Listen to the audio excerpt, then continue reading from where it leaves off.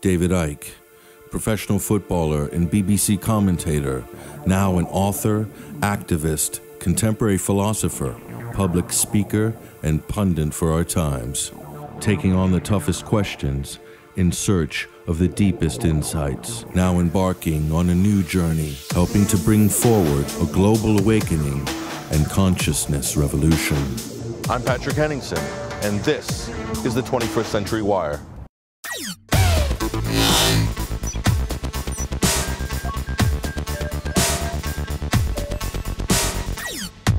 Information is power. Reconfiguring your reality. This is the new battleground. 21st Century Wire.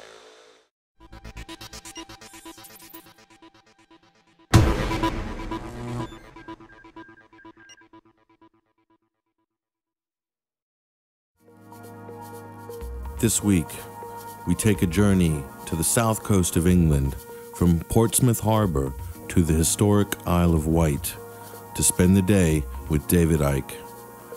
I've followed his career and witnessed the rise in interest in his work over the last decade, and often thought about what kind of man he was, about his motivations, and the impact that his work has had on millions of people worldwide.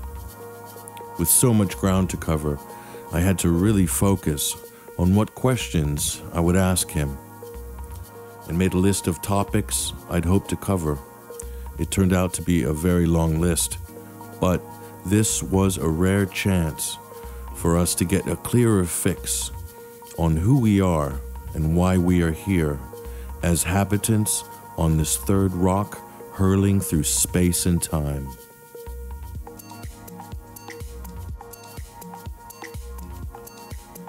We finally caught up with David at Ryde Pier and began our day driving along the coastline of the historic island.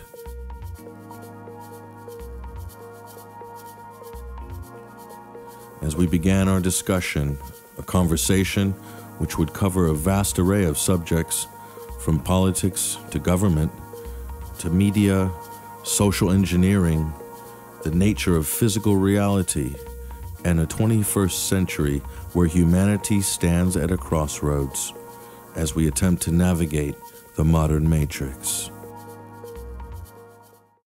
Very good to meet you. For me personally, it's an exciting thing because this game I'm in right now actually got started in 2001 when I was at home with the first smartphone looking through the web. All right. And I came across your website and davidicke.com, and that you opened a door to a path at that time in my life. So there's a bit of serendipity there. I think that's what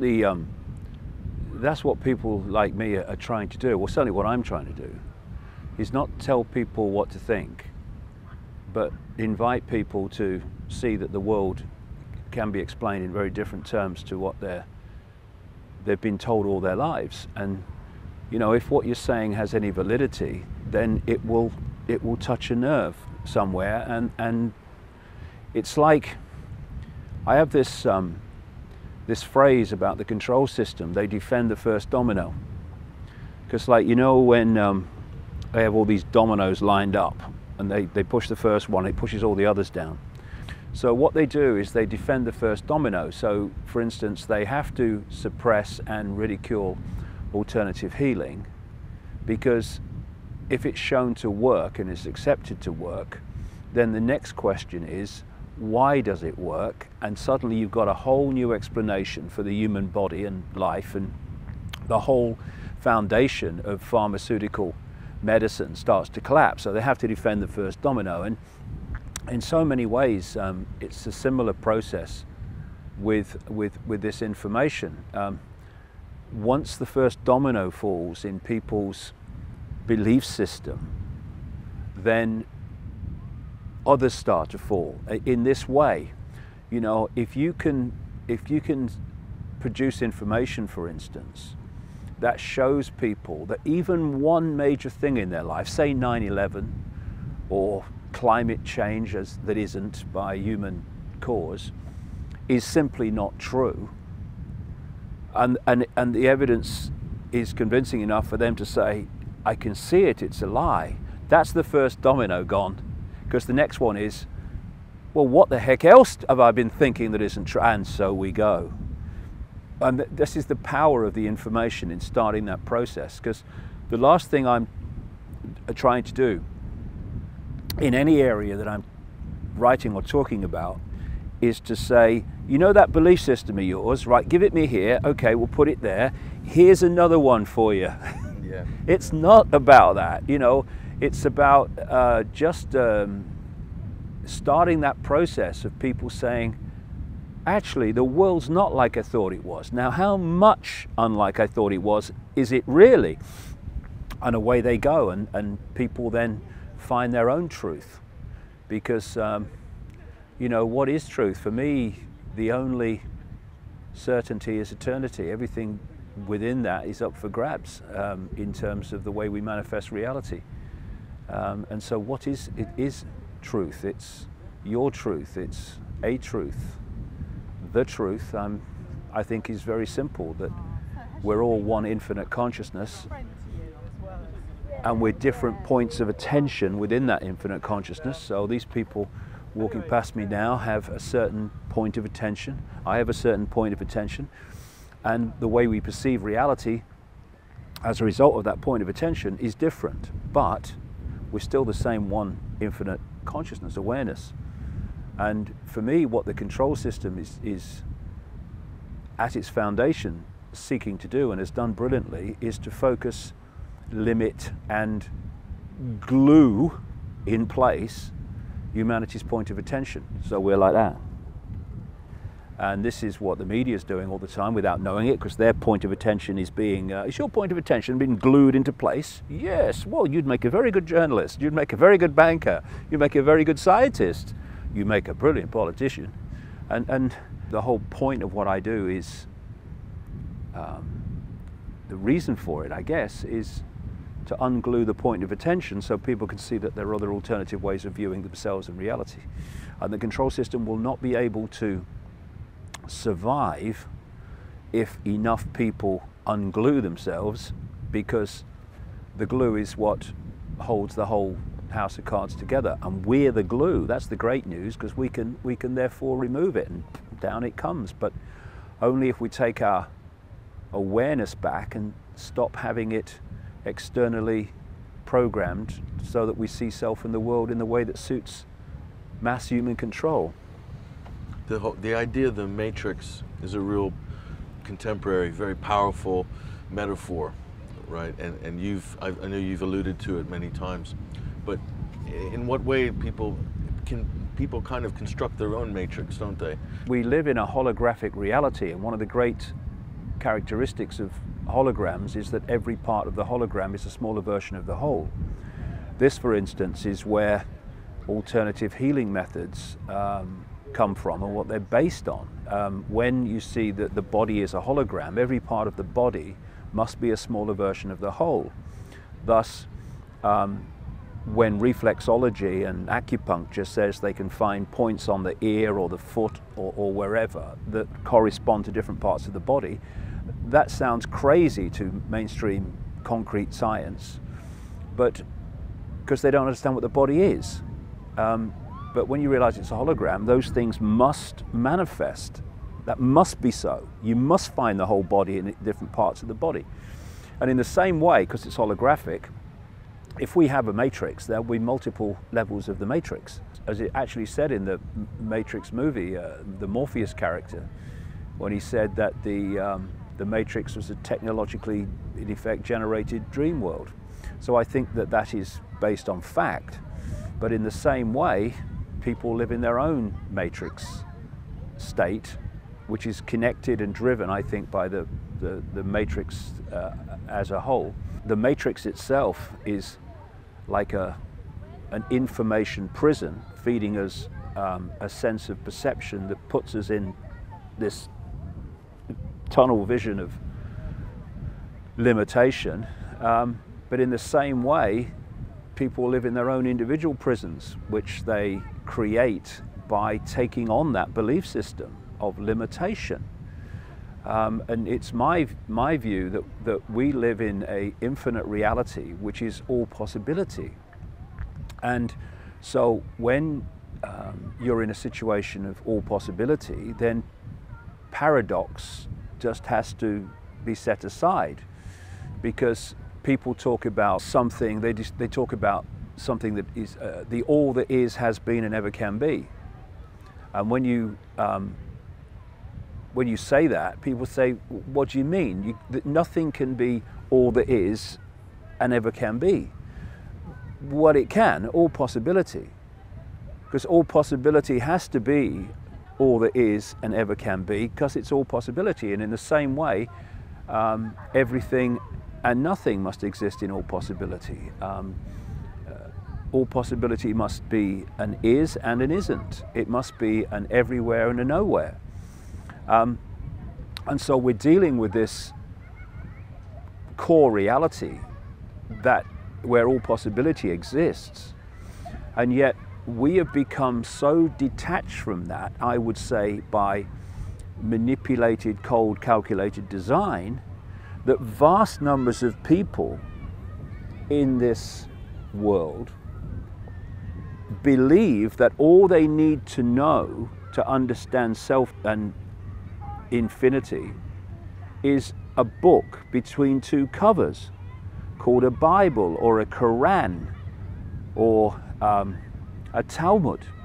You have a science which is based on I can't, you can't, limitation basically. When you look at the limitation in all areas of human life, this sense of I can't, this sense of little me, this sense of it's not possible, given that that's all happening within what I suggest is infinite possibility, then either humanity is completely bloody stupid in perceiving those limitations in the way that they do, or, and this is what I suggest, they are being manipulated to believe in limitation, because limitation of possibility equals limitation of perception of self and the world.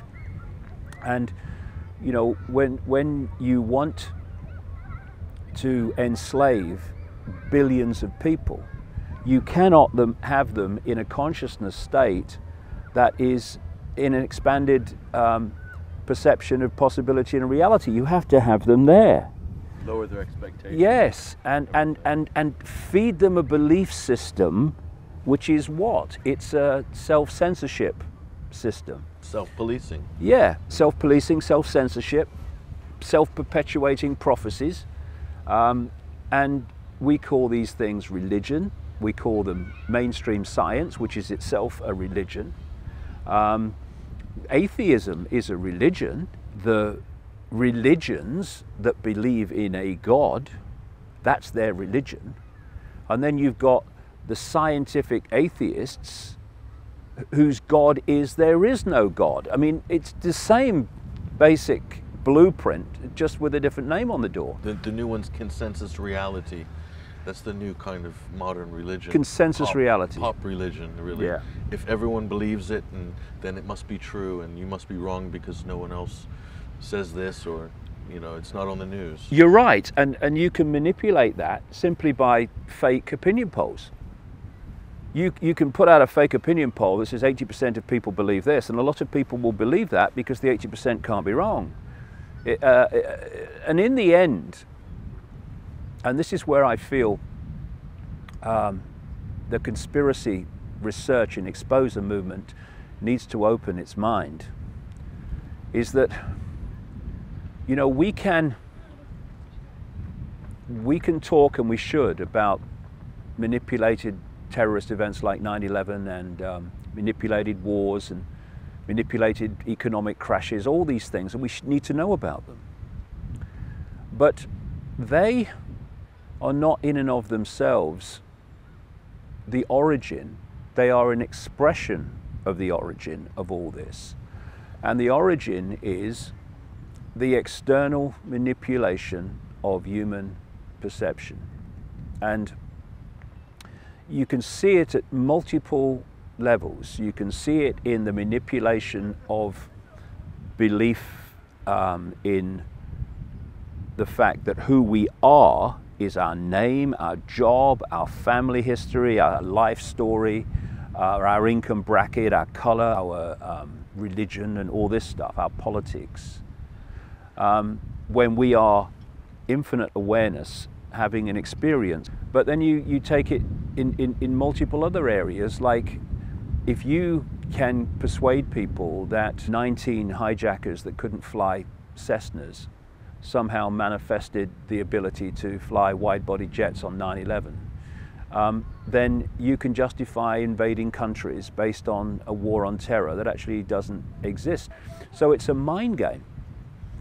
It's a mind game. Everything is a mind game. We see 9/11 and we see people believing in the official story of 9/11. That's the external expression. But take it back to its core, it is the manipulation of vast numbers of people to believe total crap about 9/11, which as a result gives you the justification of further action which you want, what I call problem, reaction, solution. So what I'm saying, Patrick, is wherever you see the manifestations of this conspiracy in its multiple faceted, interconnected tapestry, when you pull all of them back to their core, they are expressions of manipulation of human perception. When we return, more revelations of a global conspiracy that threatens to bring the human race to its knees. Family network controlled corporations that are essentially working to the same agenda of human enslavement.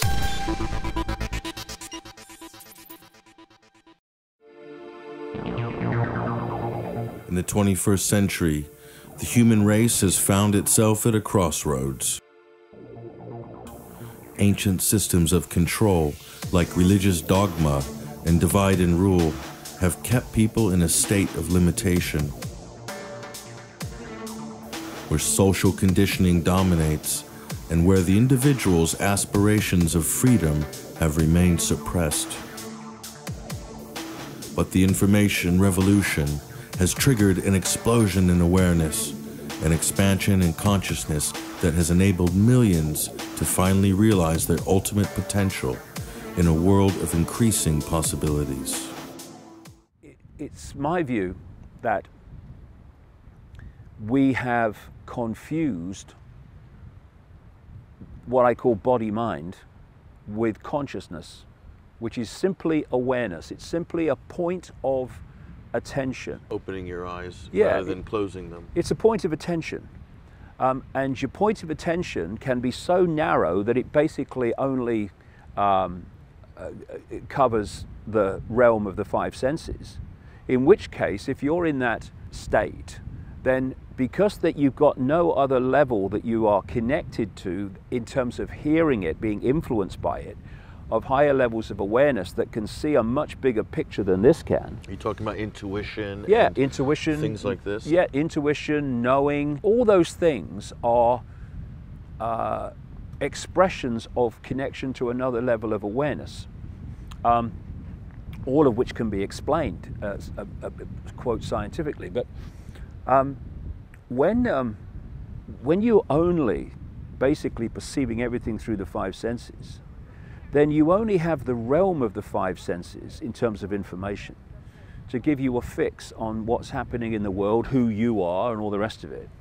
And that five sense information is basically controlled in terms of education, the media, all of it, by these family network controlled corporations that are essentially working to the same agenda of human enslavement. And therefore, what's fed to the five sense level is information to program your sense of self and the world so that you will perceive, therefore believe, therefore behave in ways that suit the agenda for human control. It's interesting to me, as I've traveled around the world to 50 odd countries, And I see, not least in America and countries like that, this absolute explosion of television channels, right? I mean, you could flick them forever and never come back to the start, it seems, sometimes. And there's a program on this, and there's a channel for this, and there's a fishing channel, and there's a golf channel, how rarely, if ever, do I see a channel or program even that is asking the question, what is reality? Where are we? Who are we? Where do we come from? Where do we go? What is this reality? Why are we here? Why are we here? Because they are massive first dominoes. Because once you start asking them, big questions get big answers eventually. So the idea is to suppress that. So you've got science, it's all a cosmic accident, and you're just an accident, and that's what you are, and you've come from oblivion and you go into oblivion. And I'm not a religious person, I just dogmatically believe in that. And then you've got the religions. Oh, you know, I've said before that I feel that there was genetic manipulation that went on at some point with humanity, and what they did is they took one of the vertebrae out of the neck, so humanity's always looking up. Look, heaven's up there, God's up there, I'm down here, I'm just little me, I have no power. Oh yeah, so what do you do? You're a Christian. What do you do? Well, yeah, well, I've got this man in a frock, and he tells me what I have to believe to please God and all that stuff, and I just do that, and I go to church. Yeah, you know. And then you say to an Islamic guy, so what are you? Oh, I'm a Muslim. Okay, so what does that mean? Well, I go to the mosque, and this man in a frock tells me what to think, so I please God, and everything's the afterlife, isn't it?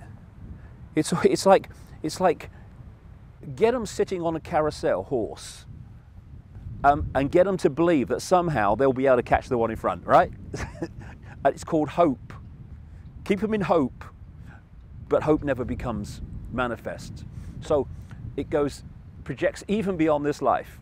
You do what you're told in this life, and then you'll have a good afterlife, and all this stuff. It's always tomorrow. Oh yeah, austerity now, and then we'll have economic prosperity tomorrow. It's always tomorrow. And then you say to a Jewish guy, so what does that mean? Well, I go to the synagogue, and this man in the frock tells me what to think, to please God, and it seems to me with the Jewish religion that, you know, God wants you to do something in fine detail about every flipping 5.5 minutes, and the extreme of it's unbelievable. And what's the time? What does God want me to do at this time now? And what you're looking at is the same blueprint called different names. And it's to hold people in a sense of limitation, I can't, little me, so we'll give our power away to that which we think knows more than we do. I mean, on one level it's God, but on another level it's the bloody president, the prime minister, or whatever. And so that's what happens when you get caught only in the 5 senses, and your point of observation is basically the size of a pea. But and of course all the pressure is to stay there, because if you start to say things that say you're in a Christian situation, or it could be any of them, and then you start to say, well, I'm having these thoughts, you know, I think there might be more to know. I think that so and so. You can't say that. You can't say you're a Christian, and you can't say you're a Muslim. You can't say you're a Jew and believe that, or this, all that stuff. And you know, it's interesting that, you know, people describe humanity as sheep, but actually we've out-sheeped the sheep, because at least sheep need a sheepdog to keep them in line. We don't. We keep ourselves in line by dictating what are the limits of human perception. This reminds me of the lion. You have the image of the lion on your book. Right. It reminds me of a story. There was a lion who was raised by sheep, and he thought he was a sheep his whole life until he saw his reflection in the pool and realized at that point he wasn't a sheep, he was a lion. And, you know, society really wants to create sheep, in a way, doesn't it? When in fact the lion inside of everybody is there latent. You're absolutely right. And why do they want sheep? Because sheep follow the one in front. I watched it. You can have one shepherd and a sheepdog controlling vast numbers of sheep, because they just follow the one in front, and if they don't, then they succumb to the fear of the sheepdog.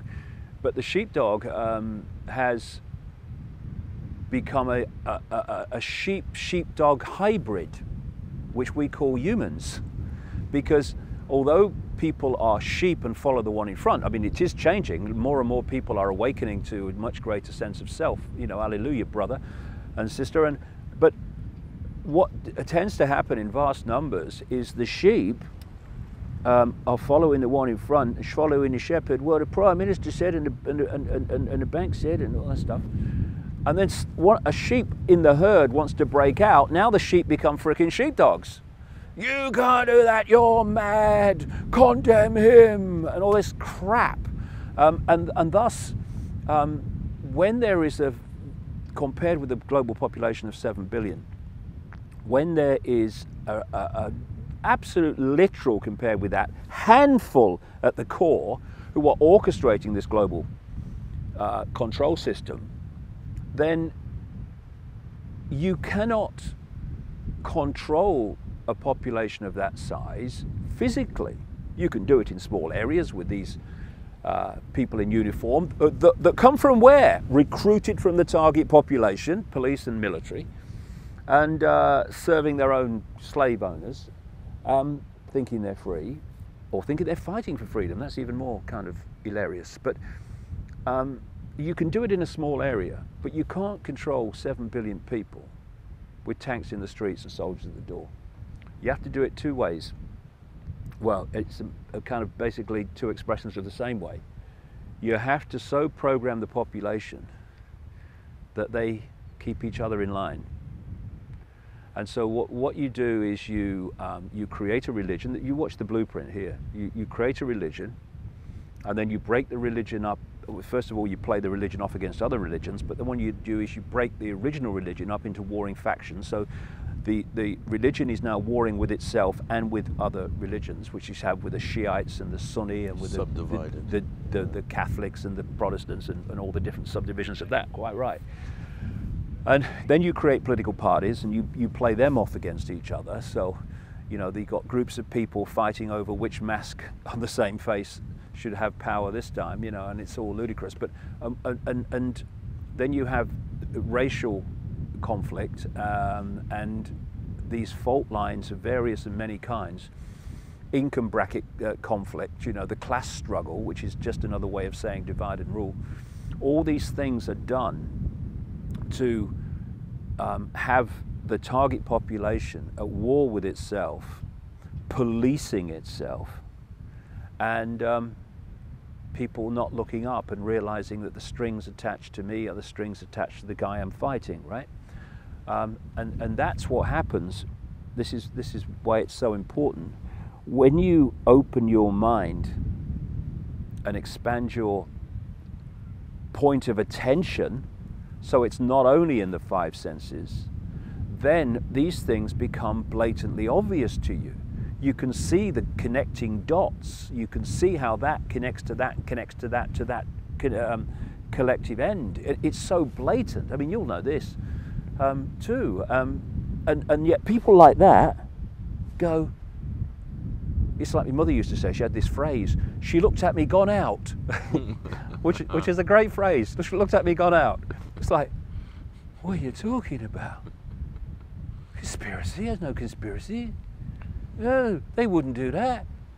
No, you wouldn't do that. They are doing it all the time.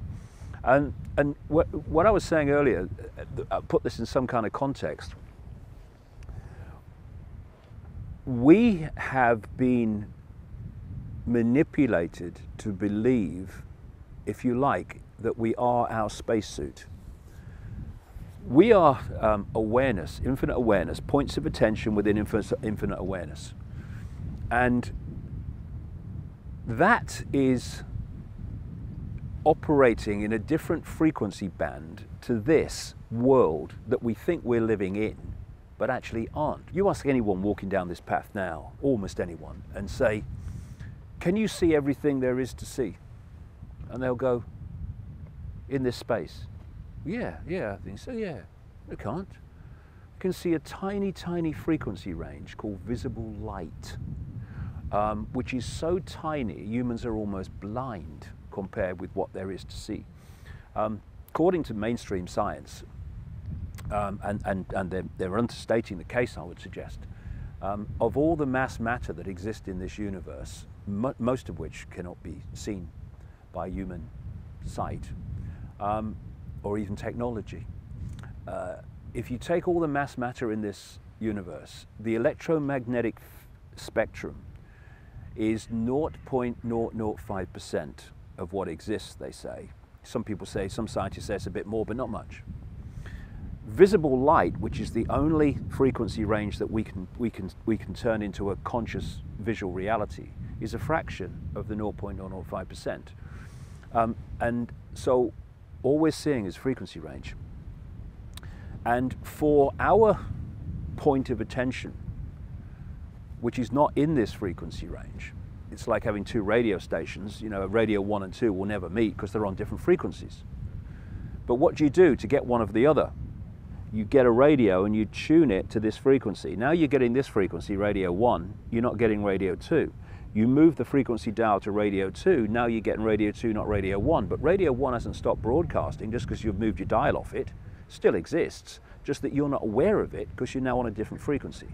So the human body, what I call the human body-mind computer, biological computer, is the vehicle which our point of attention employs to interact with this frequency range we call visible light. If I've got something in my pocket here, I don't know, yeah, I've got my keys. My point of awareness, my point of attention, my infinite self could not hold those keys because it's so different in frequency terms to those keys that they just go like that. In fact, they wouldn't even pick them up. So we take on this outer shell we call a body, I say body, mind, biological computer, so, which is resonating within the frequency range we want to interact with, therefore I can hold the keys. What the control system's done, which understands this, is got us to self-identify with the vehicle. So, one of the chapters in one of my books is headed, I'm not David Icke. I'm not, that's the name for my experience. I am infinite awareness, having that experience. And once you pull people into self-identity with the body, as who they are, not as an expression of your experience, but who you are, then you're immediately into limitation. I can't, and little me. What power do I have? What can I do? And all this stuff. And that's the idea. And so we have this, what I call body-mind, which is the human body, which is actually a holographic. The whole thing's holographic. So many scientists are now beginning to see the bloody obvious that this is not solid. It's holographic. It's all an illusion. And you have the mind, which is basically what people call the auric field, the electromagnetic field. Now that is the vehicle for our infinite awareness to experience this reality. And if you are aware of your true self while having this experience, you're in this world physically, illusory physically, through the vehicle, and you're interacting with it. But you've also got this intuitive insight, knowing, all the things that you mentioned earlier, which is feeding you a big picture, bigger picture. So you're in the world, but you're not of it in terms of your point of ultimate observation. When we come back, the inner workings of the modern matrix. What the whole control system is designed to do is to pull our point of attention into the vehicle to such focus that this reality is all we can perceive.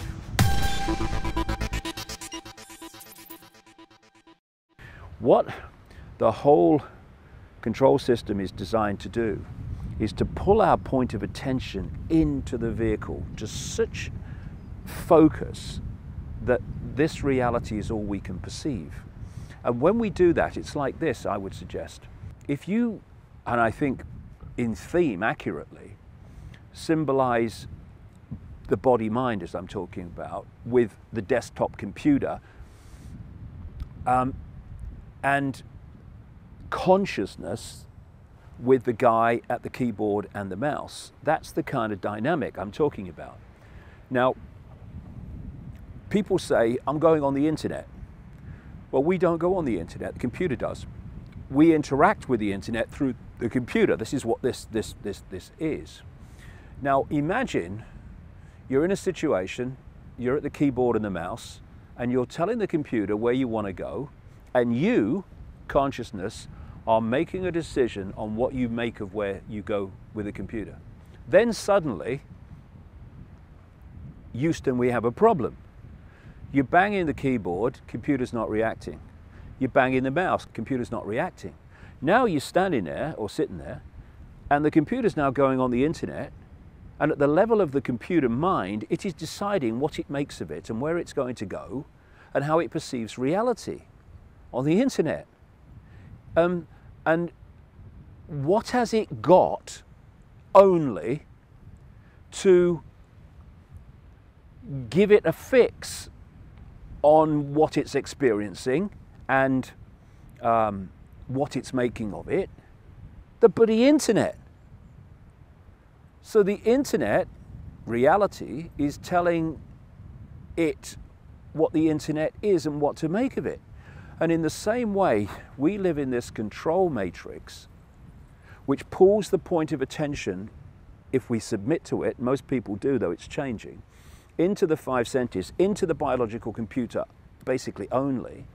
And the control system, what I call this matrix internet, is telling you what to make of it, because that's the only source of information you've got, because you've switched off from that. This is what's happening. This is why, I mean, what is one thing you find with a computer? It's very predictable. If you put data input in a certain way, in line with the way the computer's programmed, before you press enter, unless the computer's not working, you're going to know what that computer's going to do when you press enter. Now, when you travel around the world, in different cultures and different colors, different races, different belief systems, different religions, and yet, I mean, Patrick, 7 billion people should be giving us, within all possibility, 7 billion points of unique possibility. Look at it. You go to all these apparently different places, you see data input, i.e. a situation arises, whatever it may be, and you're standing there and you're waiting for enter to be pressed because you know how they're going to react to that situation. It doesn't matter almost what their background is, what their religion is and all that stuff. You pretty much know how they're going to react. How can that be? When you've got people like Carl Jung, the psychiatrist, and other psychologists and stuff, saying that they can break down the human personality into 12 major archetypes and combinations of them and stuff. How can you do that with all possibility? You can't. But what can you do it with? Computer programs. Because so much of what we call human personality is actually playing through the biological computer system. This has creeped in, what you're talking about, an exact replica of this has creeped into politics and into Exactly. in their last few decades, and it's what is called, it's the Tina principle. There is no alternative. We must have austerity. There is no alternative. Exactly. We must have nuclear power. There is no alternative. This is the only way to do it. There's no other way to do it, so we have to do it this way. This has become an overriding trend, and people have taken this on board. Yes, they have. I think. Manipulation of consensus, as they once called it. It's a dangerous thing to take on board It's a because program. it blocks off Yes. all possibility. Exactly. That's exactly right. And the reason we're now seeing it so blatantly is that this has been going on for so long that the programming has got more and more limited. I mean, you know, the program was once wider, and they've picked off and picked it off and picked it off, and now they're pulling. Politics. The American Democrats and Republicans are standing on the same postage stamp. The only difference is rhetoric, and that's even becoming less. I call it Chelsea and Man United. Yeah, and look in this country, Patrick, in Britain, we've got David Cameron, the Prime Minister, conservative, he's from the right, and all he is a face transplant of Tony Blair, who represented the Labour Party that was supposed to be on the left. Once again, they're on the same bloody postage stamp. But you see, people are starting to see this. This is why the numbers of people in elections around the world, voting in elections, are falling. It's because they're starting to realize, as someone brilliantly said in America years ago, it doesn't matter who you vote for, the government still gets in. And it's this secret government that actually controls both sides in elections. So whoever's in, they are in, and their agenda continues. And we've had this wonderful, well, not wonderful, but from an example point of view, because it's so in your face, this wonderful example of Barack Obama. How many people in political history could have claimed during an election campaign, or two of them, with McCain and Clinton, to have been so different to what he was wanting to follow and replace? Change. Never actually said what that change was, of course, because once you get into detail, then you're in trouble. So keep it on the level of change, and then people will project on you their version of what they think you mean. Good for votes. And yet he's gone in and been Bush on steroids, going in the same direction. And it's been good in a way, in a perverse kind of way, that it's actually so blatant that people have seen it doesn't matter who you vote for. Now that's a domino gone. Yeah. Once you think, well, it doesn't matter who you vote for because they're all why are they all the same? That's the next domino, and then off we go. They're all the same because they're just pawns of the same In another network. perverse way, it's forced the so-called neoconservative media to actually do journalism for now, because Obama's in power. Yeah. But that's again a kind of a perversion of a benefit. Yeah, yeah, we've had a few of them because it's now becoming so blatant that even some journalists are having to reevaluate their worldview. I found it interesting to see an article recently where quite a well-known anti-war activist was asking in an article the question, why does the left in politics, or the left in activism, why does it produce thousands of people at NATO and G8 summits, but hardly any at Bilderberg meetings? Now this was an important moment in many ways, because it was an example again in the area of the left that perception is beginning to move, and it's very difficult for the left, because to encompass the fact that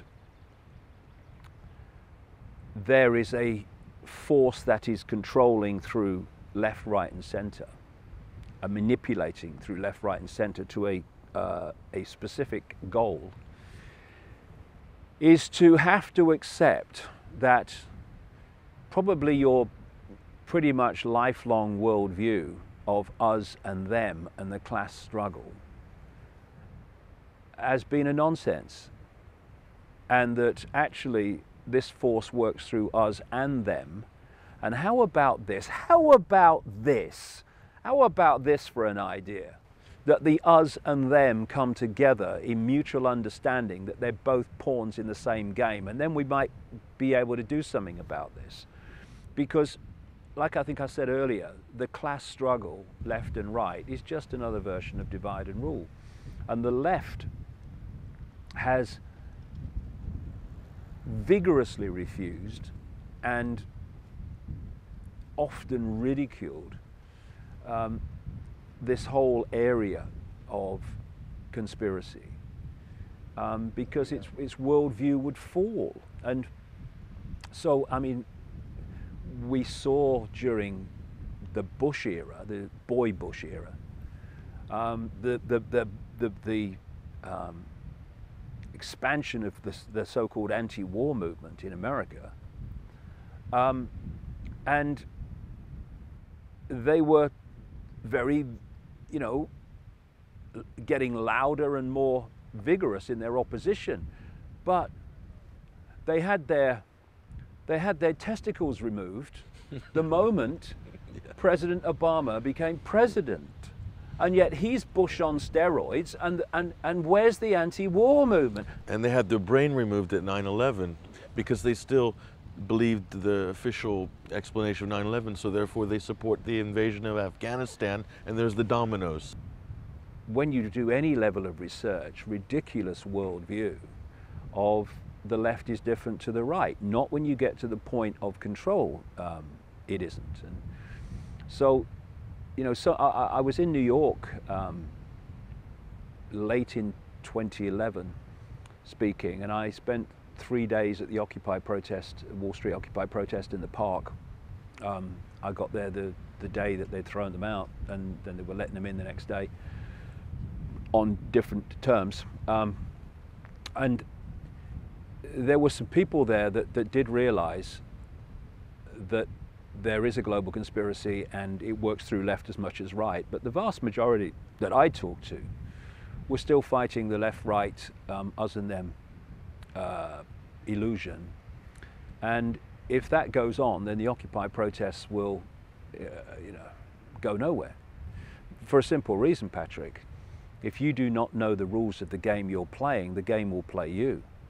And this is why it is so important to realize where the controlling point of control really is.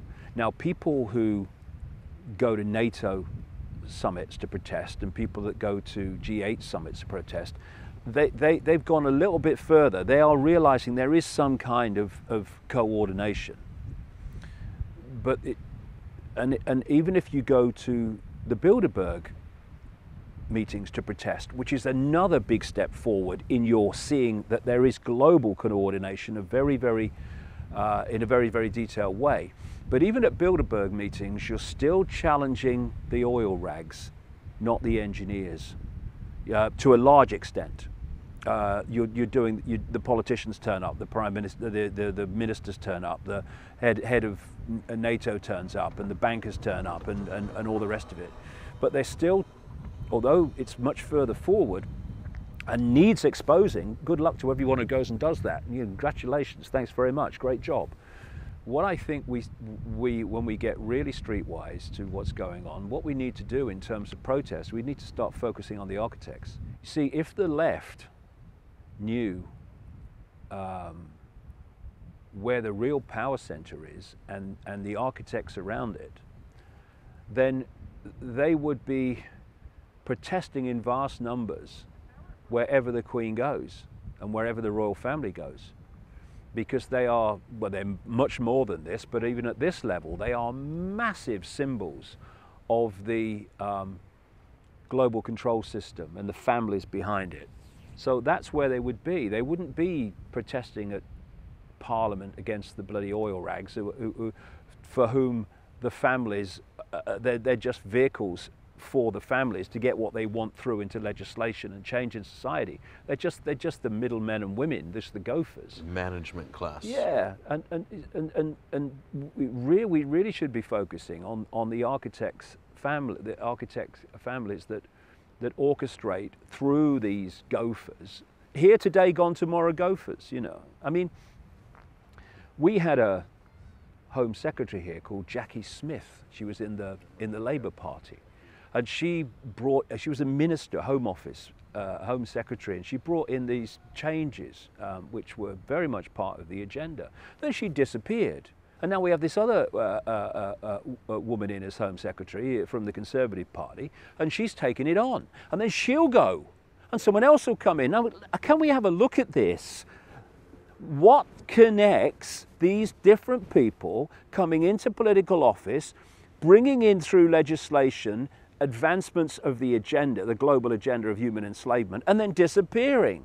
And then someone else comes in with a different name, maybe probably a different party, and they'll do the same and advance it some more, just like Bush becomes Obama. What is the cement? Ask yourself, you know, activists of the left who dismiss this stuff, what is the cement? And it's the force that dictates through these gophers, and that's the force we need to expose and we need to highlight.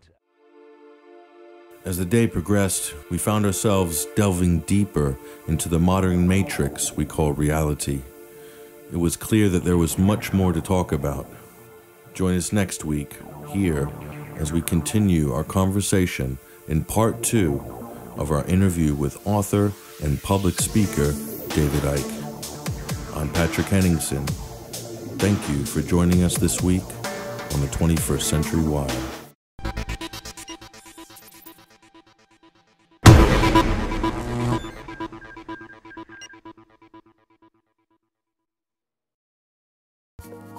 Last week on the 21st Century Wire, we traveled to the south coast of England, to the Isle of Wight, and met with author and public speaker David Icke. In an attempt to unravel the modern matrix we call reality, and to find out what are the major challenges facing society today. We covered topics as diverse as politics, science, religion, and the nature of human consciousness. In part 2 of our discussion with David Icke this week, we learn more about how the media creates our reality and how to challenge the ruling elite and their system of control, as well as David's own personal journey, facing public ridicule, and how he eventually achieved success in helping to expand global awareness on key issues. You know, there's people like Luke Rudkowski in New York, who I like very much what he does in doorstepping, not just the politicians, but doorstepping people like Jacob Rothschild and Henry Kissinger and people like that, and with a camera and putting questions to them that the mainstream media wouldn't think of asking, never mind ask. And therefore starting to focus on the architects rather than the oil rigs. And that is what we need to do more of. We need to hassle these people because they're cowards. They're bloody cowards. That's why they get everyone else to do their dirty work for them. This is where we need to go, I would suggest, because not only does it directly challenge them and hassle them, because they need to be hassled. They're trying to bloody enslave the world, our grandchildren, our children, all of it. I think they need some hassle. But at the same time, every time it's done, it exposes them and their part in it. And it's the shadow people we have to put the spotlight on. Shadow government, as it's called by some people. Yes, and that doesn't mean we don't challenge the politicians as well, but it's the families, the bloodline families behind it that we need to hassle.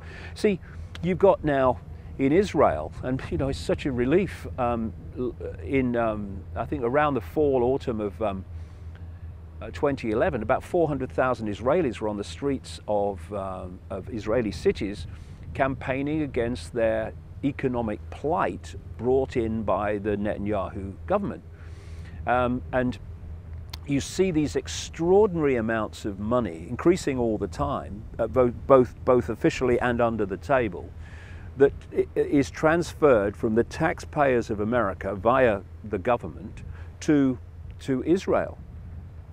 Unbelievable amounts of money, which is why they've got one of the best militaries in the world, and there are less than 8 million people in this sliver of land that you could basically drive around for in much more than a day. But clearly that money's not going to the people of Israel, because they're on the streets saying, are we working harder and getting less? And what they need to focus on, again using the same points that we're talking about. Yes, Netanyahu needs focusing on to an extent, but he's just the David Cameron, Barack Obama, George Bush of Israel, who is dictated through, in his case, because I think he's a contemptible man, very willingly, he is worked through by the same network that's working through Obama and Bush before him and Cameron and Blair before him. And what we need to do as a human race is heal by awareness of the situation. These fault lines of division and divide and rule by the Israeli population outside of the conspiracy, victims of the conspiracy, having common cause with the Palestinians who are victims of the conspiracy, and Americans and Canadians and British having common cause with the Palestinians and the Israelis and what have you, in the realization that we are all, no matter what the little area we live in is called, Israel, United States, whatever, that we're all being herded into Hunger Games-like servitude by the same force. In Israel it's called Netanyahu. America currently it's called Obama. In Britain currently it's called Cameron. But a few years it will be called something else. A few years ago it was called something else. The common factor is the network, the families. And if you're going to bring something down, then you must bring down the common factor that holds it together. On one level, it's the families. On another level, it's people from the target population donning police and military uniforms. Actually, there's not much difference between them now. To impose the will of the control system upon the target population, of which they are examples and members, and they have children and grandchildren that are going to have to live in this world that they are helping to impose. But the greatest thing of all, coming back, Patrick, to what we were talking about a little while ago, is the greatest way that we are enslaved is by giving our power and our sense of perception of self and the world away to these families who impose it upon us by controlling, indeed from the start creating the concept of education as we know it, of politics as we know it, of media as we know it, and religion as we know it, as science as we know it. All these roads eventually lead to these families, and the common theme of all of them is keep people in ignorance of who they are, the nature of reality, and once you've disconnected them from their true self, then program that fragment of self with the sense of self and the world that will suit your control system. So the power's with us. We are holding the house of cards together, and we're doing it with our minds, with our perception of self and the world. If we change that, the house of cards must come down. Yeah, it's like, when people ask me, what do you do? And I say, I'm a writer. And they say, well, what do you write? And I start naming off, the sort of subject matters I cover. And they say, wow, that's so depressing. How can you do that? How can you look at a global conspiracy and still wake up in the morning with a smile on your face and be a happy person? And I don't know how to explain it to them. So I'd rather be doing nothing else, to be quite frank. You must get that point of view a lot, especially with the material that you're handling and dealing with. I used to, but if people come to one of my events or read one of my books, it always ends on a very positive thing. Because, I guess if you get to the real bottom line of it all, we are infinite awareness, and we are a point of attention with infinite awareness, which we have control over that point of attention. Now that is as bad as it gets. Yeah. And we have this awareness for eternity, because eternity is all that exists. And but it's a stumbling block for a lot of people. It's a hurdle. Yeah, it is. But it's when you get it down to that point, whatever's happening is something else is going to happen eventually. We're just dealing with something that we're experiencing now. But the bottom line is we are eternal consciousness. That's not bad, is it? I'll settle for that. But you're right in the sense, and you see it across the spectrum. You see it in people who have religious views and non-religious views and all the rest of it, different political views, and they say, oh, it's all negative. And then you go into the New Age arena where people are, saying, oh, you must let go of fear, and it's fear, that's the problem. And then because over the years, it's kind of starting to change now, but over the years, one of the greatest resistors of this information has been what people call the New Age movement. Because, oh no, it's negative, we must be positive, and all the rest of it. Now, first of all, I thought you'd let go of fear, so I don't see what the problem is. But can someone explain to me how knowledge can ever be negative? Because what is knowledge? It is an expanded awareness of what is and what's happening. How can that ever be negative? We might not like the fact that this information is as it is, but at least now we bloody know, and now we can do something about it if we choose to. We can't do anything about something we're ignorant of. So where's the negative?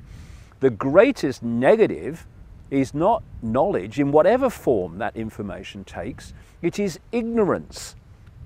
It is ignorance of knowledge, lack of awareness of the situation we find ourselves in, that has got us in deeper and deeper into this situation. And, you know, in so many ways, you know, there are many elements of humanity that simply need to bloody grow up and stop being children in adult bodies thinking they're mature. Because, you know, what? It's negative. Oh no. What? The exposure of what's going to happen to your children and grandchildren and you in the timescale we're dealing with is negative. What are you talking about? Grow up, face it, do it. You know the biggest thing, one of the biggest things that holds people in servitude, collectively and individually, bloody denial. Because denial is simply not wanting to face reality. Cognitive dissonance, yes, or whatever. Exactly. And what is denial? It says, I don't like what the situation is, so I'm going to deny that it is like that and crack on it isn't. And you know, I've used this analogy before, you know, And meanwhile, you're over here looking at this and you know what's going to happen. I know. It's like... You can see it playing out. You know, sometimes, Patrick, I feel like it's getting easier because people are waking up in greater numbers. It's brilliant, fantastic. But, you know, I feel sometimes like I'm standing on the other side of the road and there's a guy about to step out in front of a truck. And I'm screaming, stop, there's a truck. And he's going, you're bloody mad, there's no truck. And then there's this loud bang. You know, and there's a tornado coming and you don't want to face it's coming. So you put your head in the sand. Oh, there you go. There you go. Oh, God, that feels better. What's on the telly? But the tornado's still coming and your bum is still in the air. And if you would just go, it's coming, you can face it and take avoiding action. If you put your head in the sand, in denial, then at some point, out of nowhere, you're going to be spinning 50 foot in the air. What do you think causes this denial? Do you think it's the fear of being outcast? I think the biggest thing, Patrick, is people don't want to face what's happening. It's too much for them. Armed with the knowledge you know something is happening, then you're forced to make a moral choice there. Do you step out and take action, or do you just kind of retreat into your shell? And a lot of people, I think that's the choice maybe they're looking at. Well, what happens when you start to know and you accept what the situation is? Then suddenly there is a big responsibility. Yeah. Because with knowledge comes responsibility. What are you going to do about it? And people would rather ignore or deny to themselves that it's happening than actually face it and take that responsibility and face actually what we're in. And it's interesting how people often thrash out in a really over-the-top manner against people exposing it. Because what they're actually doing, that over-the-top attack, is an expression of their own fear that it's true. After the break, how David bounced back from public ridicule. Shape-shifting people? You're freaking joking. I ain't talking about that, right?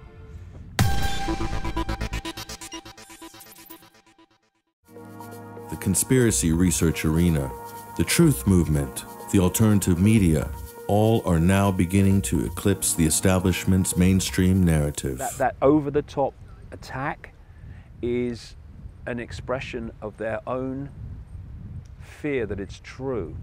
And basically, when they attack you like that, what they're doing is, shut up, don't, stop it, stop it, stop it, don't want to hear it, no, no, no.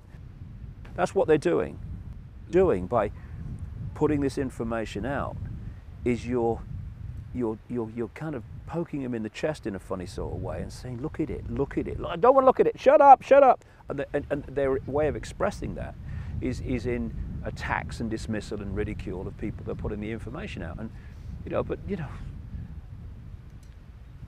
that goes with the territory.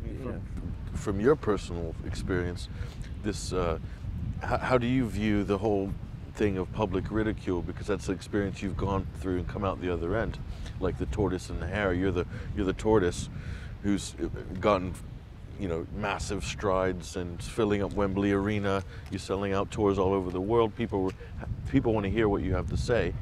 Where at the beginning, anyone watching this could put themselves in your shoes 20, 30 years ago. Yeah, 22 years ago I started. And how did you it made you kind of what you are today? Yeah, well, first of all, life can seem like a series of random events, but if you look at it, especially those that go with their intuition, because when you go with your intuition, you are connecting into an energetic flow, an information flow, which is taking you in the directions you need to go. This gets in the way because when mind, which is not only in the brain, is multiple the levels mind of body you said before. But so this is coming from, and when I say this, I mean the heart vortex that they call in the East chakras, wheels of light. They connect us out into, or have the potential to connect us out into a much greater point of awareness. And this speaks to us in intuition, in knowing. I just know. What do we do when we say, we don't go, I'm thinking about it, I'm trying to work it out. No, we go, I know. And when you follow that, because it's all I've done in the last 22 years. That's all I've done in 22 years. Just followed your intuition, your feeling from. And whenever this got in the way, sorry, step aside, I'm going with this. And it's worked out magnificently. And in the end, this sees that and comes into connection and harmony with the intuition, with the heart, if you like. And what you think and what you intuitively know become the same thing. And the war stops. There's a war going on in most people. This is the conflict. Yeah, that's constantly going on in between the mind and what you feel. What are we talking about, Patrick? The conflict between consciousness and the body-mind, and this is what's going on. And what the control system wants to do is to so program the perception of body-mind that it suppresses this, and it does in most people. But by when you go with your intuition, your life suddenly becomes this synchronistic bloody flow of coincidences, which everything dovetails. It's wonderful, it's an adventure. Not an ordeal, an adventure.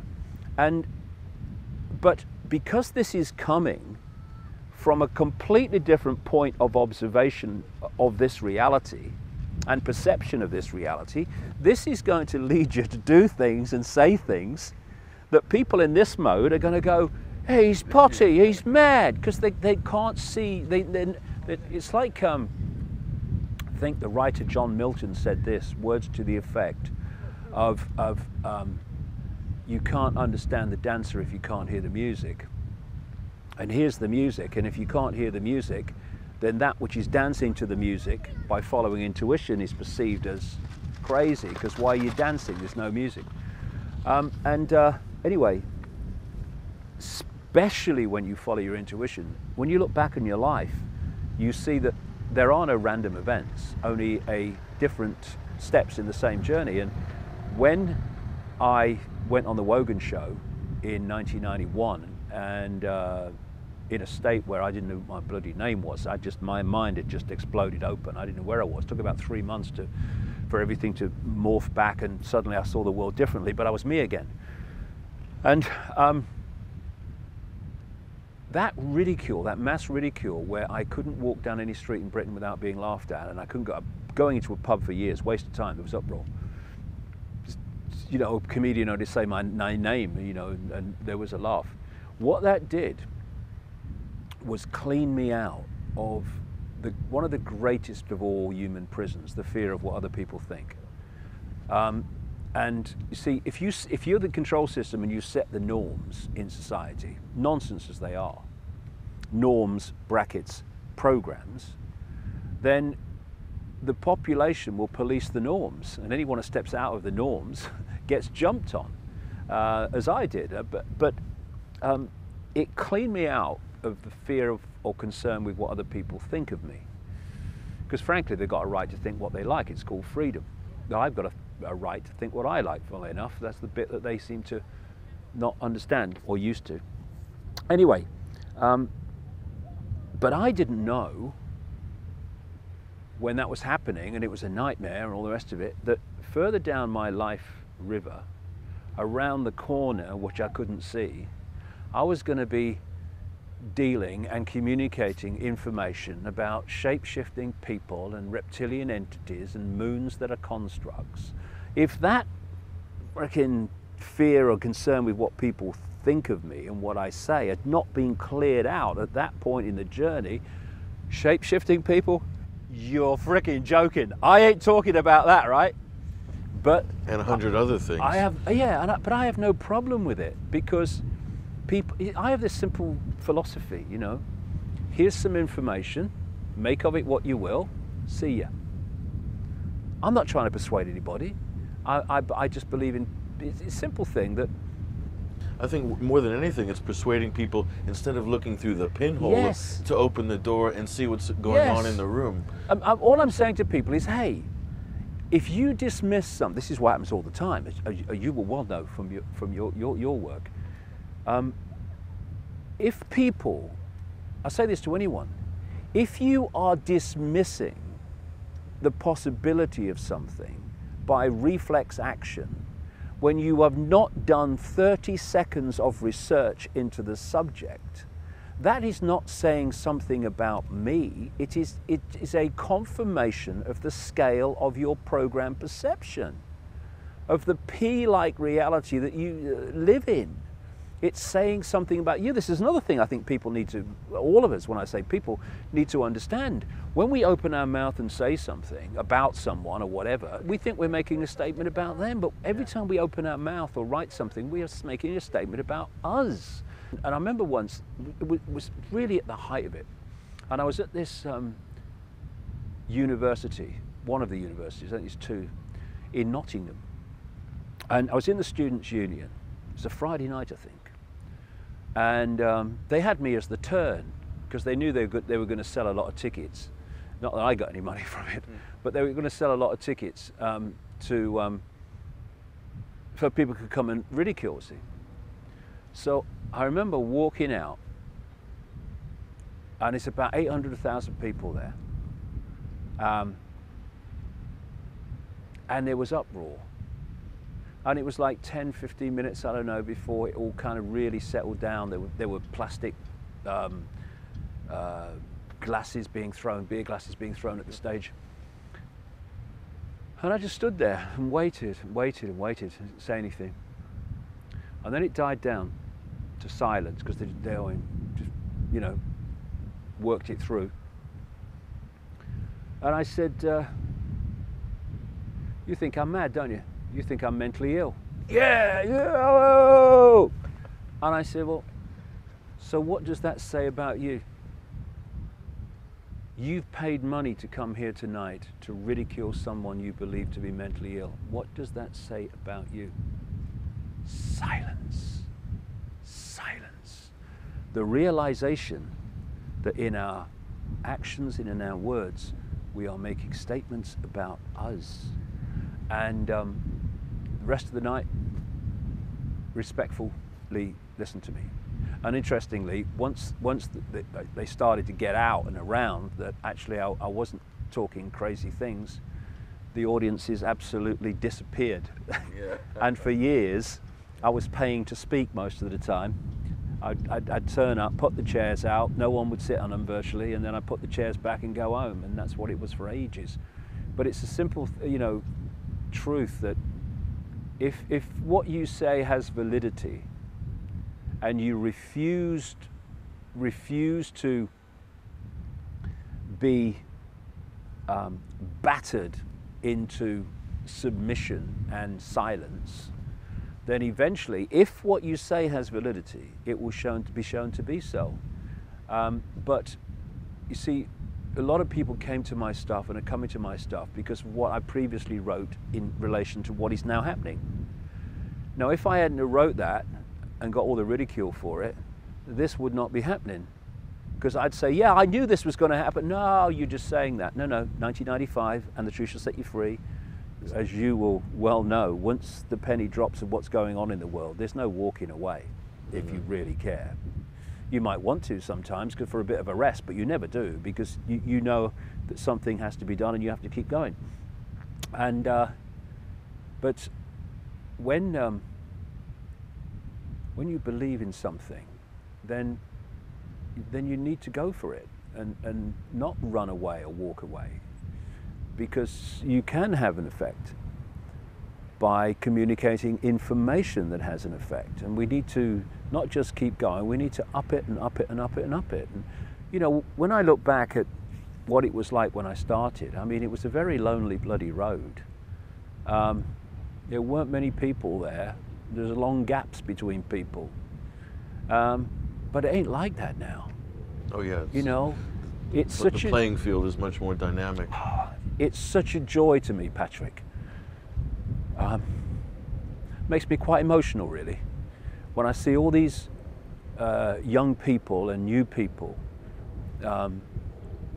setting up websites and whatever you and radio stations and programs to communicate this stuff. And like you said, Luke Rudowski, you see the We Are Change kids sprouting up in different cities. It's unbelievable. Just taking it on their own back. It's fantastic. It's fantastic. But this is a good point you make here in relation to people like Luke.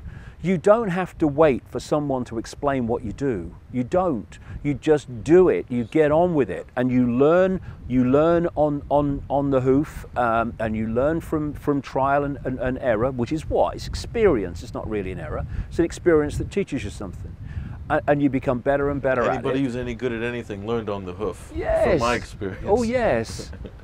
Not at school. No. Oh well, I left school at 15 to play soccer. It was one of the best things that ever happened in my life, you know. But it's fantastic what's happening, and I just say to people, don't think about it, just do it. Don't think that only other people can do it. Oh, that David Icke can do it, but I can't. Why? Look at me. 2 arms, head, body, legs, bit of arthritis. Mind, consciousness, that's you, that's all of us, and we can, you know, we can all make a contribution. The reason that people don't is if they don't realize there's a contribution to make because they don't know what's going on in the world. That's one thing, but if they do, it's because, well, I could never do that. Well, yes you could. Yes you could. You did. You know, I look at your website, I checked Alexa, you get incredible traffic. But there was a day when you started that site, you probably got a few hits a week, a few hundred a month maybe. If that, and yes. Now you're into the hundreds of thousands per month. Yeah, it starts from a small effort. Oh, it's that old phrase, isn't it? You know, a walk of 1,000 miles starts with the first step, and it's amazing if you go for it how the seas part and you can do things that you never believed you could do. You know, the only thing I would say about this whole conspiracy movement, and I don't know whether you've noticed this, Patrick, but I've noticed it very much in the last well, really 6 months, how people are within this arena are exposing themselves for their true motivation, not by being exposed by others, but by their own actions, often in attacking other people. Here we are again, believing they're making a statement about them when they're making a statement about themselves. In other words, there is an element in this conspiracy arena where, and this is all I ask of any researcher, I don't ask that they're always right. I mean, bloody hell, you're trying to uncover something that was going to be uncovered, you know. I don't ask any of that. I just ask that the cause is first, second, and last in importance, and their personal situation does not impinge upon it. And in other words, when someone does something they don't like within this arena, they say, well, I don't like it, but this guy's putting so much great information out, then I'm just going to walk away. Instead, it's, I must destroy this person because they've upset me. And if I destroy the ability of that person to put out all this great information, it doesn't matter because I'm more important than the information. And I see this. There is a strata. The seeds of self-destruction. Yeah, there's a strata within the conspiracy movement where this kind of mentality exists, and in the New Age and all that bloody stuff. When we return, David explains how events in life don't always happen by chance. When lots of coincidences start to happen in your life, you know you're starting to get on the path.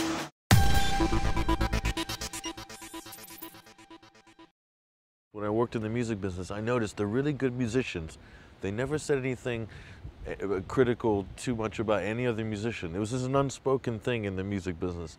What do you think about that guy? He's all right.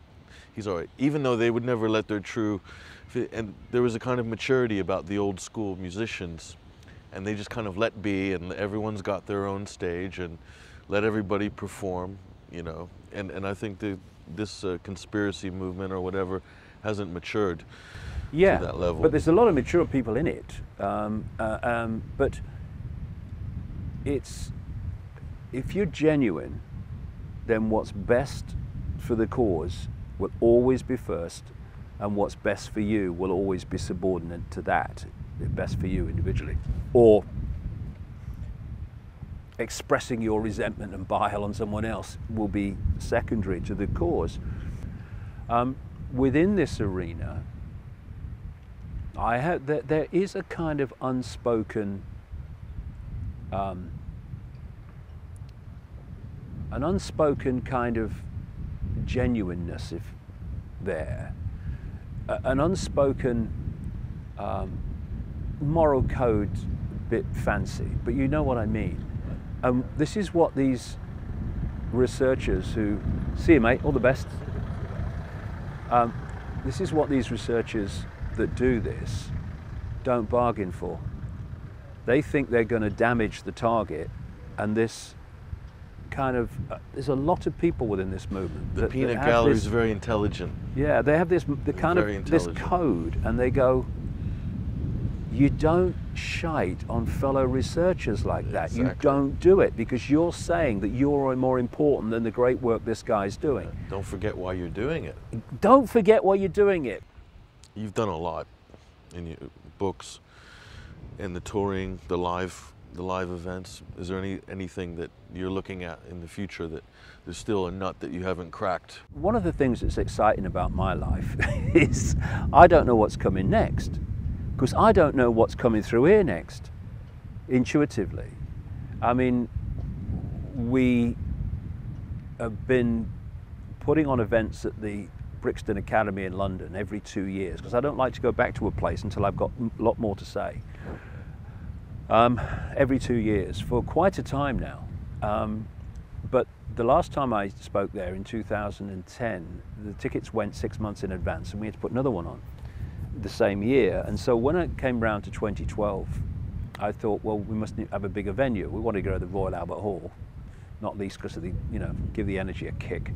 But they weren't really interested in having me there. That's 4,000 people. And then you think, well, you go back to Brixton Academy at the time you want to do it, who've been great friends to us and very enthusiastic. And they say, oh, sorry, we can't do it at that time because it's the band season and all the seats are taken out. And this is how synchronicity works.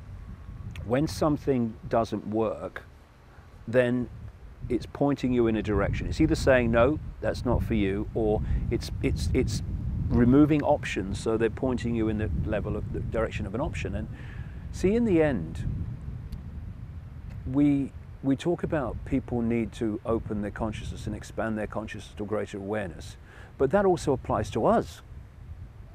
You know, that's how you get greater insight into what's happening and the nature of reality, is by expanding your own consciousness. So your personal journey and that what you're communicating, they are absolutely the same thing. You're your own research and development lab. Really. Exactly that. You know, the last thing we need is someone sitting cross-legged on a mountain saying, you know, I'm there.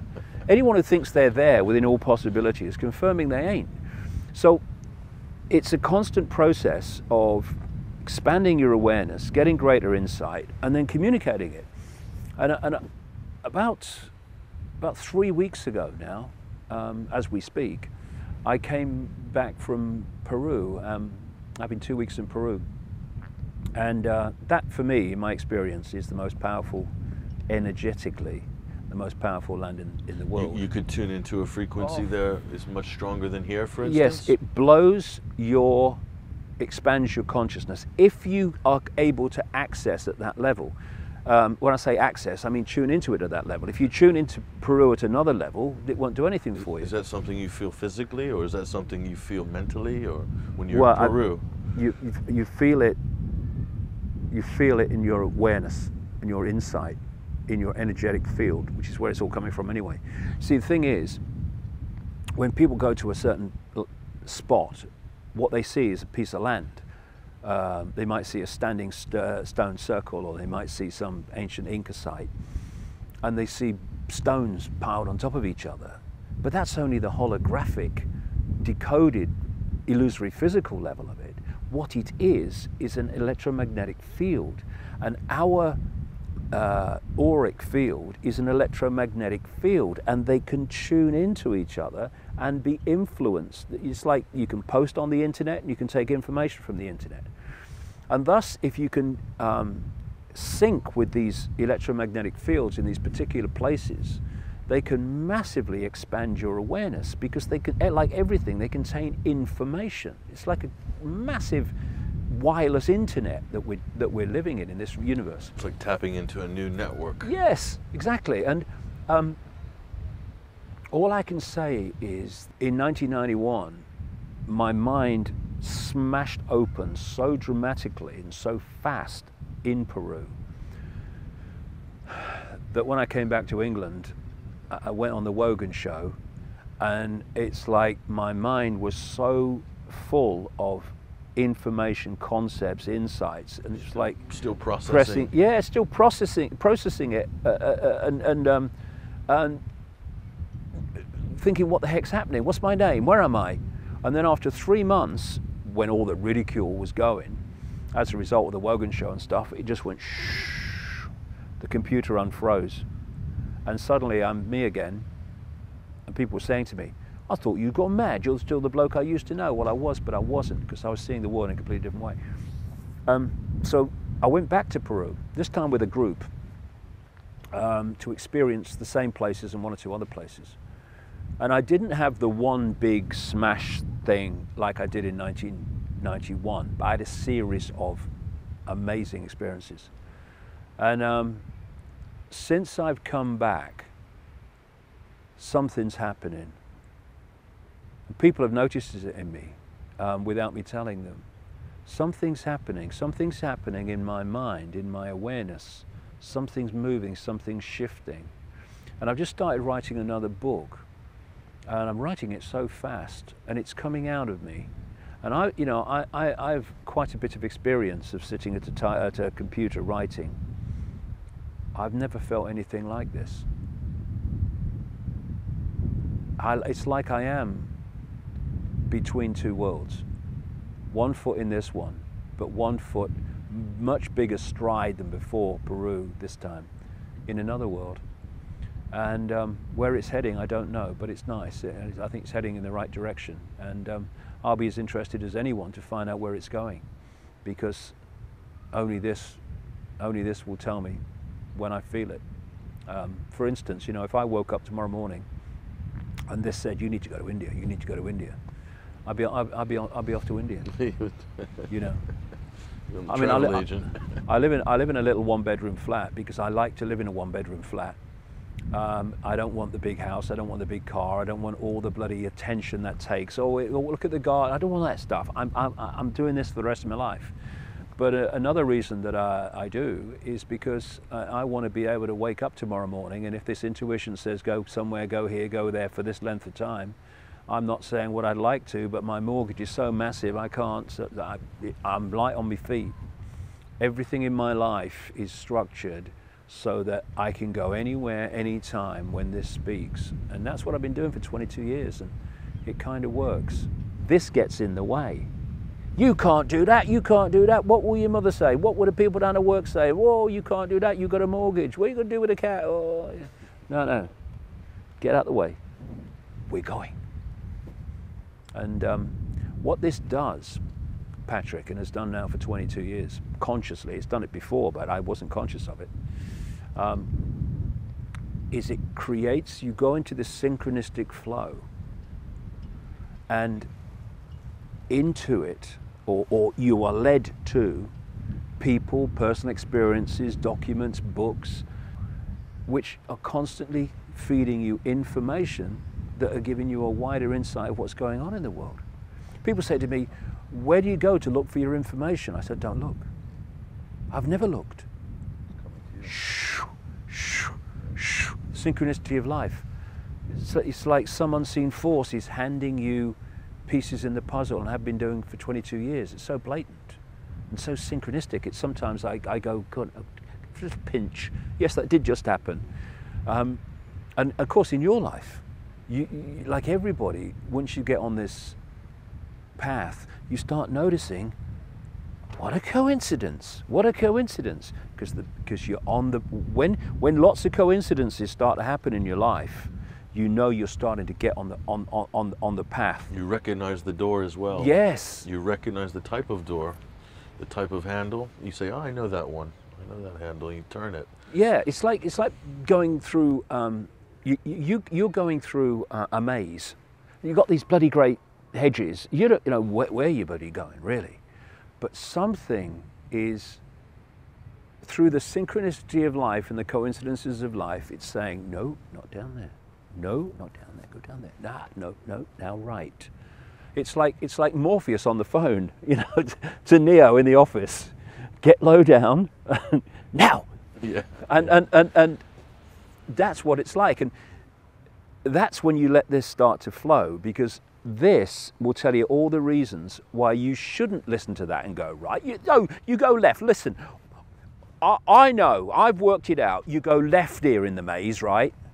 No, straight on, straight on, straight on. No, left. You know, your mother wants you to go left. You know, she wants you to work in a bank. She's always wanting you to go left. And you go left. And you go a few strides, long strides. Big hedge, no further. And if you flow with this, you listen. Straight on. Turn right. And if you go with it, you get through the maze. There's no roadmap though to this. There's no roadmap that's laid down for this type of what you're talking about. This is point to point. You don't actually know what's around the corner. No. But you get used to taking that turn. I've used this analogy before. You know, I mentioned it earlier, the river. The conscious mind, that which we're aware of, sees at any point in time, as you go down the river of life, if you like, the next point, the next turn in the river, it can't see any further. But that which is connecting here can see the whole journey from source to sea. So you can have a preconceived, that's a big prison, preconceived outcomes, because they set you up for disappointment. You know, you go to a football match and you have a preconceived outcome. This team must win, or I'm disappointed. Well, if it loses or draws, then you've had a bad day. But if you just go and enjoy the game, not connected to any outcome, well, you can enjoy the game and win, lose, or draw. You've had a good day. And it's the same with life. But you can be going down with a preconceived idea. I want to get to this point on the river by nightfall, And then maybe you spring a leak, and you have to get across to the shore and stop, and you're fuming, and oh, life, I'm so unlucky. And then someone comes down the bank and goes, hey mate, whoa, you were so lucky. Just behind that bloody bend is a massive bloody white water bloody nightmare. Or you can do it another way, which is you're going down the river and intuition says, pull over for the night, pull over for the night, pull over for the night. Oh no, says this, I want to get to my preconceived destination tonight. Or you go, listen, stop over for the night. Okay, stop over for the night. And this is what's going on all the time. And what can seem like, look at my example with that mass ridicule. What can seem like a disaster at the time is a gift with hindsight, which set me free. And I can't say I liked being ridiculed like that, but I look back on it, if not with affection, with at least the knowledge that it was essential to where I am now. I am what I am, whatever that is, not despite it, but because of it and everything else that's happened in my life. Well, I think there's thousands, possibly millions of people that are grateful for you for going through that journey, because it's helped to enlighten them. And by that, I would like to thank you very much, David. Thanks, Patrick. And thanks for all you do as well. Yeah. Everyone's a strand in the tapestry, and we need to stick together. Great. Thank you. Cheers, mate.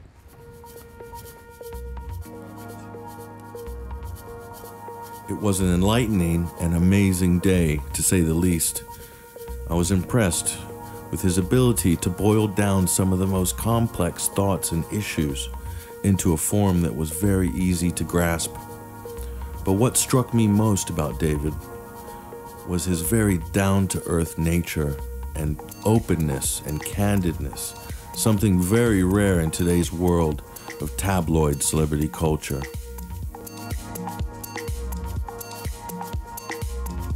Above all this, however, it was clear to me that David Icke truly represents living proof that if you truly believe in something and have the will and determination to see it through, you can in fact realize your dreams and fulfill a date with destiny.